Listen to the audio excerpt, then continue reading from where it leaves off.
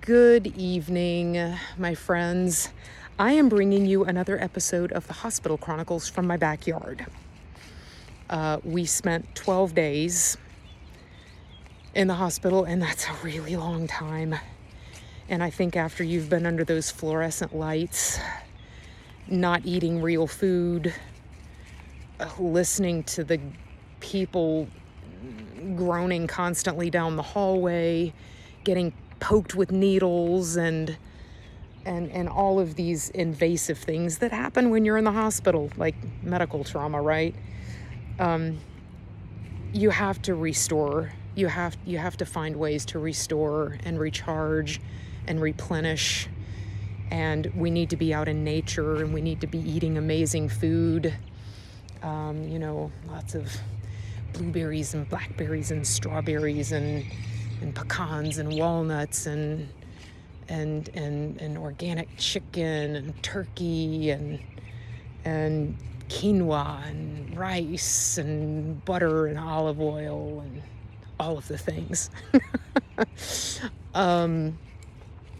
So I want to tell you, so when we were in the hospital, I constantly had my notebook with me because, you're writing down lots of notes about your loved one and what the doctors are saying and what's going on. And another thing that I filled my notebook with was things that were happening that I didn't want to forget. Like things that people did that blessed me. Because when someone is in crisis, or even not in crisis, we often just think, I don't have anything to offer. I don't have anything huge to offer. It's not significant enough. And I'm here to tell you, as someone who has been in crisis a lot, personally and by proxy, that, or by proximity, I don't know. Don't judge me by my grammar. It's not all that. Anywho, many things that just blessed me. And you think, well, this is such a small thing, or I don't have anything to offer. Every little thing counts. Every little thing adds up. And that is the beauty of community. It's the beauty of the body of Christ, is all these, different parts of the body kicking in where they can, where they're designed to kick in. What gifts did God give you? And so I just want to tell you a couple of things. There are so many, and this is not an exhaustive list, but I just love these yellow flowers. They are ministering sunshine to my soul. So I'm just going to hang out by these flowers.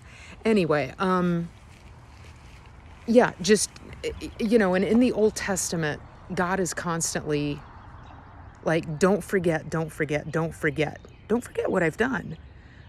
Tell your children these stories so that you don't forget who God is and wander off, and do your own thing. Like, I want you to remember who I am. So I write these things down, and this is kind of my way of chronicling them. Just a few things.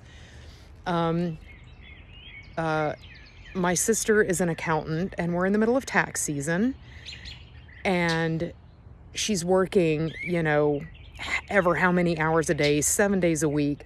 And she calls me one night, and she's like, hey, I just want to check on you. Do you need anything? And I was like, no, I think I'm good. And she's like, if you're afraid, being at the house by yourself, you can come sleep on my couch. And she goes, that's literally the only thing I feel like I have to offer. And I just kind of giggled, and I felt so loved that she even thought of me to do that. That she was thinking maybe I was afraid, and that was something she could do, is I could come sleep on her couch. And it meant a lot, and I felt loved. And I didn't actually take her up on it, but it made me feel loved. And several other folks gave me Whole Foods gift cards, and I was able to have some groceries delivered when I needed to do that, because I don't eat processed food. I can't do a lot of those things. And that totally met me where I was, and it was a huge blessing. Do you love these birds? I don't know how loud they're going to be in this recording, but they're singing to us. My nutrition coach, also a very dear friend, just called and was checking on me, making sure that, like, nutritionally, my head's above water. I'm getting a sore throat. What do I need to throw at this? Just, that was invaluable. That was invaluable to me, to have somebody looking after me. You know what I mean? And, and other friends who checked on the dog, just like twice a day for 12 days, y'all.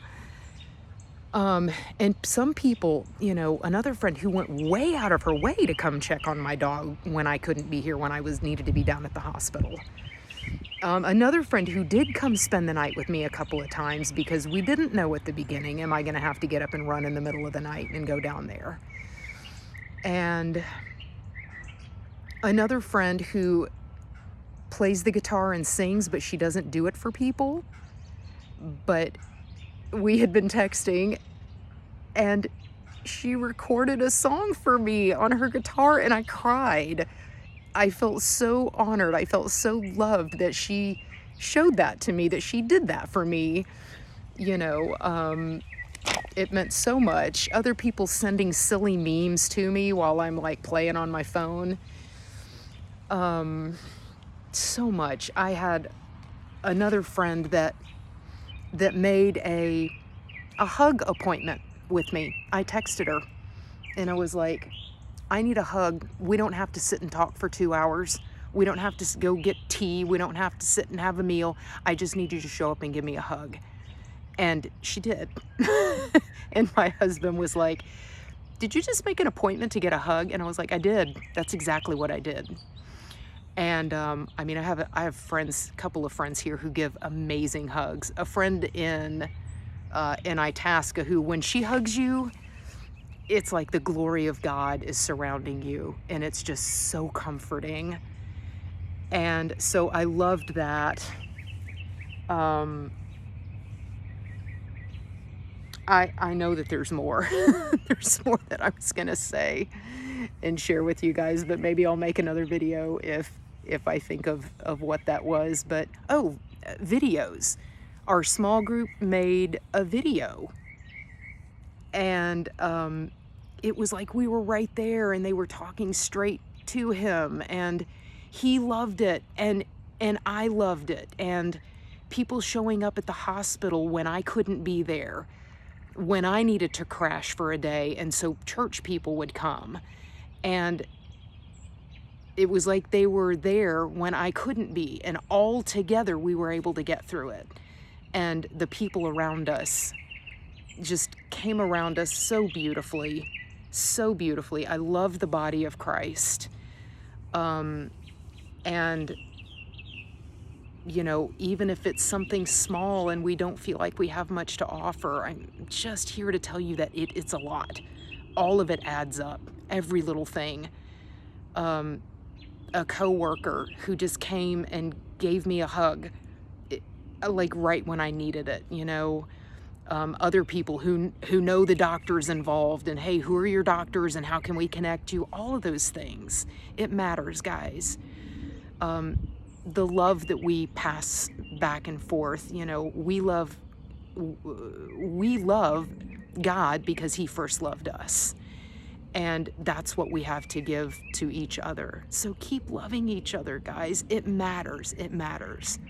I have so much more to say, but I'll come back and tell a couple more awesome stories. That's what I've got for you. Hope you have a lovely evening. Get out and find some birds and some flowers and some trees and grass and all that good stuff.